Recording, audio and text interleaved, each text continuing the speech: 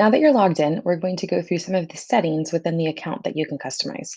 So once again, after you've logged in, the dashboard is what comes up by default. If you click on account, and then you can see notifications, profile settings. What we're going to start with is profile because you might not have a picture here or you might not like the picture that you have there. So we want to change that picture. So click on profile.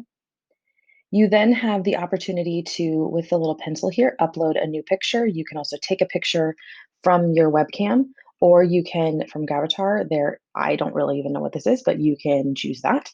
Um, but you can probably most common is just to upload a picture. So go ahead and choose the picture. It will open up the browser for your laptop, and then you can pick it. I'm going to hit cancel, but you would upload it and then click save, and there's your picture. If you want to change any of these, like I have not added a biography, but you can click on the three little dots over off to the side and say edit profile. Some of the things that you're not able to change are your display name. That will just by default come from PowerSchool, but you could put that I am a instructional specialist. You could put anything about yourself there. You don't have to as well. I'm going to put a link to Sanger Learns. I'm going to type it correctly. All the pressure. And I'm going to click Save Profile. And now I see that I have a biography and a link. The other thing we want to talk you through is your notifications. So if you click on notifications, and these are the same options that I saw when I clicked on account, notification, profile, file, setting, they're right here now. So I'm going to go to notifications. And here's where you can update some of the notifications that you send. So if you get too many emails sent to you from Canvas and you want to change that, here are the different options. So the check mark is notify me right away. As soon as that happens, I get an email notification. Then another option is this little clock, which is a daily summary. So I get one email a day that summarizes whichever things have that clock next to them. There is also the option for a weekly summary, and that's the calendar. And there's a do not send me anything. So this is totally up to you, but you can kind of see some of the notifications that I have done. I'm only getting an email to my @sangerusd.net account. I have not signed up for text messages or a second email address.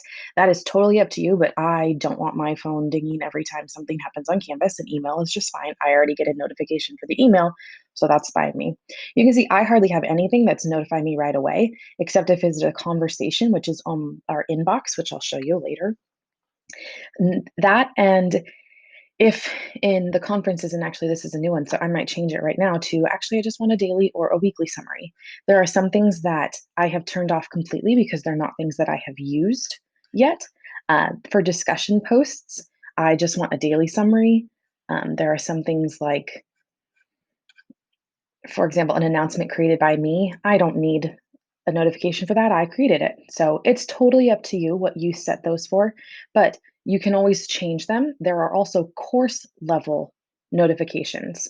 So we'll talk about that as we get more into the courses, but these are the overall Canvas notification preferences. So go ahead and change any of those. There isn't a save button, just when you click it, it's automatically saved. Then you can see some of your settings when you click on settings. So I talked about the different ways to contact, that's here. So you could add another email address or add a contact method. The options for contact method are phone numbers, where you can get a text message. Again, I chose not to do that because I don't want that, but you can do that and you can also remove them. By clicking the edit settings, that's how you can change these. You'll see that, like I said, the display name cannot be changed. But you can change your time zone, not sure why you would. And you can also link Google Drive to this account. You can do some of the integrations that we'll talk more about in 201 and 301. But that's how you get through all of these settings. That's all we're going to talk through right now. So it was the profile photo, the notification preferences, and then you can kind of confirm all of those within settings, because in settings you see all of that as well as ways to contact. But that is all. That's profile.